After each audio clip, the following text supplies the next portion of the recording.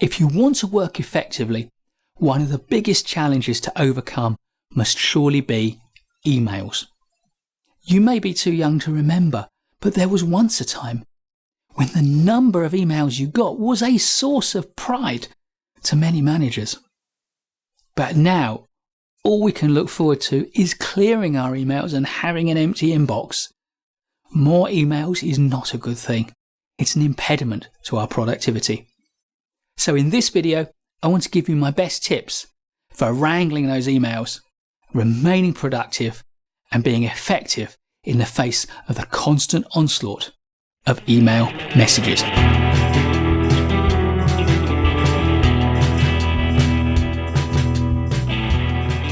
If you want to work with email effectively, the first thing you've got to learn to do is to turn off the alert.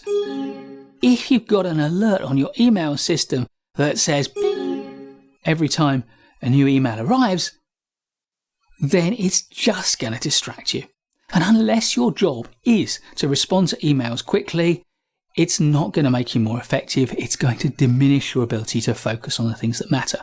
So turn off your email alerts. Better still, turn off your email program. Close it down. Only open up your email system at the times when you choose to deal with your emails.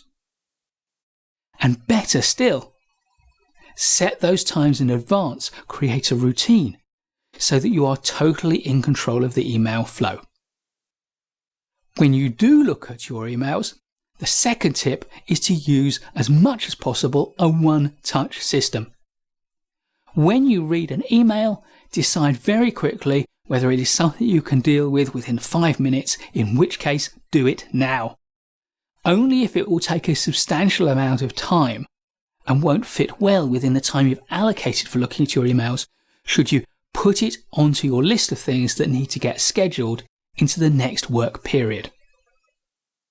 If, on the other hand, you respond to big emails straight away, distracting you from your other work, or worse still, scan your emails and then decide, you know what, I'll do them all later, that's when you lose control of your emails and you become ineffective. If later you have to go through the same emails, reread them and then deal with them in 2-3 minutes, you wasted time reading them in the first place.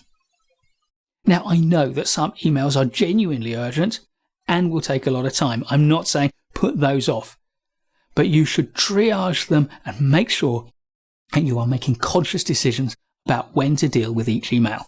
And if you can deal with it now quickly, then the most efficient thing you can do is to deal with it. Tip number 3. The cause of a lot of problems with email is you. Yes, you. Because you sent an email when you didn't need to. You'd have been better making a phone call or wandering around the office and speaking to somebody. But no, you sent an email because you thought it would be quicker. And what happens? You get another one in return. And you respond to that and then ping pong. You've got a load of emails going from one person to the next and back again all the time. And it's wasting your time. Truly, getting on the phone or getting up from your seat and speaking to somebody can be a lot quicker. And yes, you might need to put something on the record for due diligence, but you can do it after the conversation in a confirmatory email that doesn't need to be anything more than acknowledged. Tip number 4, use your email wisely. It's not just whether you send something, and it's not just who you send it to, it's what you say in the email. Be as brief as you can, but still remain courteous. If you send a brief, courteous email, then people can read it quickly and respond quickly. If you're absolutely crystal clear about what response you need, if you number questions, then you can be sure that people have the best opportunity to respond properly. If you're courteous, there is less likelihood of getting into a flame war over your emails. And get into the habit of using really good subject lines. Subject lines that tell the reader not only what your email is about, but what you're expecting of them. If you work in a small team or in a small business or organisation, then get together with your colleagues and come up with a system of abbreviations at the start of the subject line, which will tell people what something might be about, what topic it's related to, whether a reply is expected or not.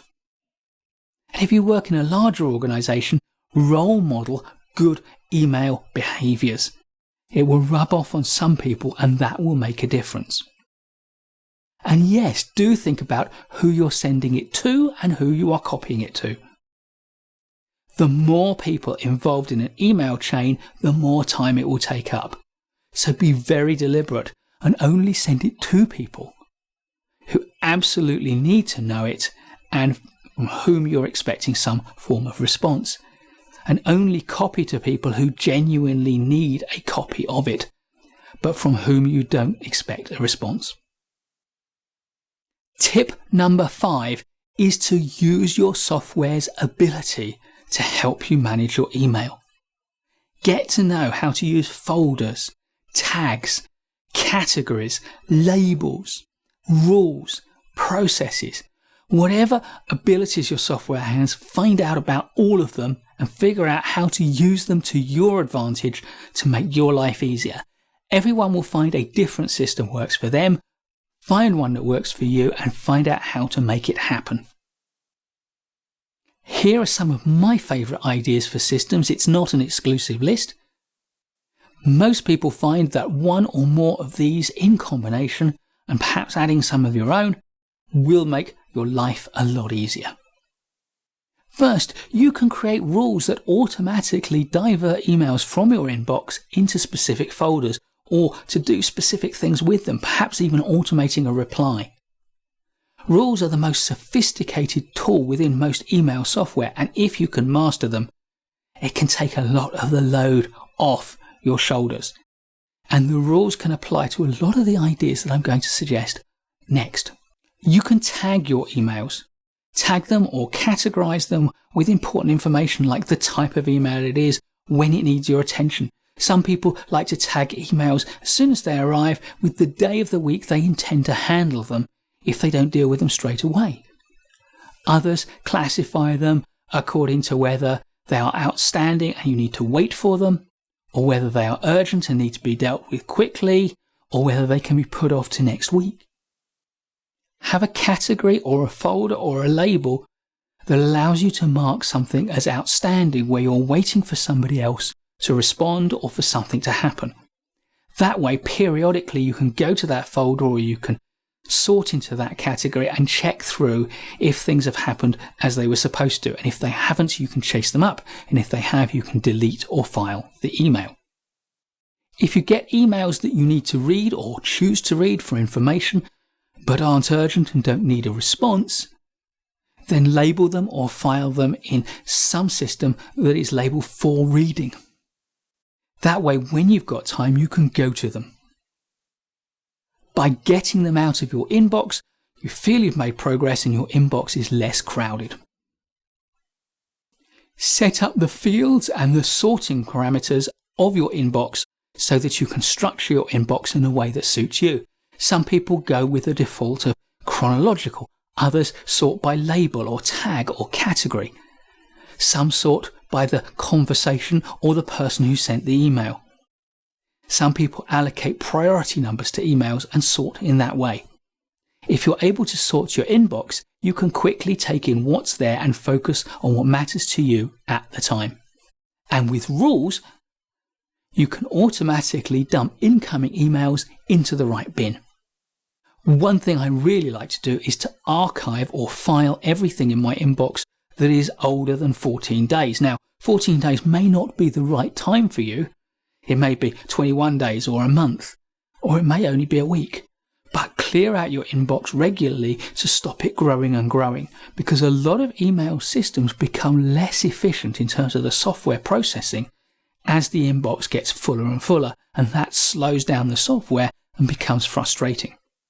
One of my favourite tips is something I do is if I'm about to travel somewhere and I know I'm going to have some reading time, I go to the folder or the category where I've kept all my emails that I need to read, and I print off a load of them and put them into a folder and take them with me. That way I can read them on a train, in cafes, when I'm waiting, when I've got some dead time. And finally, my last tip is to set aside one time period a week, or maybe a fortnight, or if you really don't want to do it often, a month. And in that period, aim to clear down your inbox. Clear out clutter, stuff that you haven't dealt with, that no longer needs dealing with, or stuff that you have dealt with, file it or delete it. Clear down your inbox, and that way you can focus on the last few things that are remaining and get them done and dealt with. Tip number 6 is to beware of errors. Software does what you tell it to, not what you want it to. You can get things wrong in the way you set up any rules, or you can drag and drop something into the wrong filing system.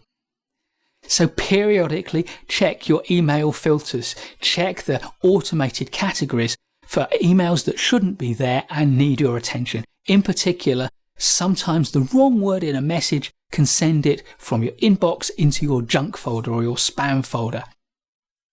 Take a look there from time to time and see if there's anything that you need to deal with, and just completely delete the rest. And my last tip, tip number 7, is that conflict can be a huge time waster, and there is no form of human communication more prone to setting people up for inadvertent conflict than email. Because when we send emails, we think, it's informal, I'll be brief, I'll be brisk, they can't possibly misinterpret this. Yet when we receive emails, we read it and we think it's been carefully drafted when it hasn't. And so it's very easy when you send an email to send the wrong impression.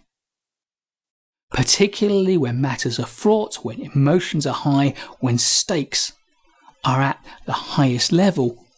Reread your email again and again before you send it. If in doubt, either show it to a colleague to get their impression of the mood it sets in their mind, or if you can't do that or don't think it's appropriate to do that, then put it aside for 24 hours or overnight and reread it with fresh eyes. Look for things that could be misinterpreted. If you're careful in sending your email, you are far less likely to trigger off a flame war, which is going to waste huge amounts of your time. Email is so important to modern life that it's now the subject of academic studies. And a team at the University of Southern California and at Yahoo Labs analysed 16 billion emails to find out what they could learn from them.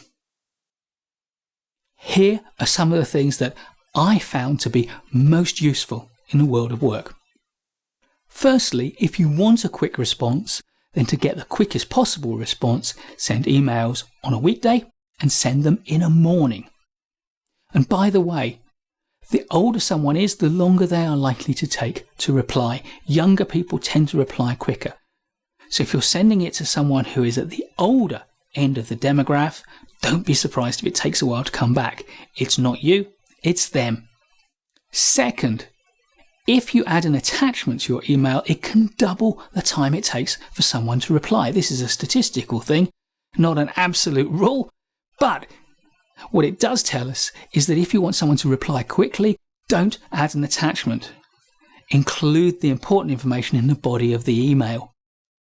If you need to add an attachment, then be prepared for it to take longer to get a response.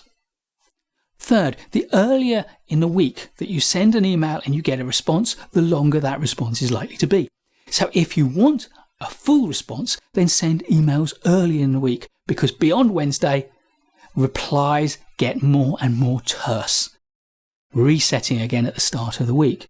If, on the other hand, you want a terse reply, then wait till Wednesday or Thursday to send your email. Send it in the morning so you get your reply quickly. And by the way, the longest replies come earliest in the morning. Between 5 a.m. and 11 a.m, replies are at their longest. But this comes with a cost. It's not surprising that between 4 a.m. and 6 a.m, replies take longest, because they are longest and therefore take longer to draft. And the final finding I want to share with you is that people take longer to reply and reply to fewer emails the heavier their email load gets. That's not surprising, but what it does tell me is that if I know someone gets a lot of emails to deal with, then I'm going to look for an alternative way of getting in touch with them. I won't rely on email if I know they get a lot, because I'm going to be fighting for attention. If you can avoid email, do. If you can't, use it well. Follow these tips, wrangle your email, and gather as much efficiency, effectiveness, and personal productivity out of your email process as you possibly can. Please give us a thumbs up if you like this video.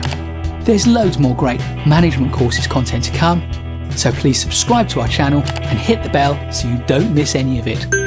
I look forward to seeing you in the next video, and in the meantime, keep learning.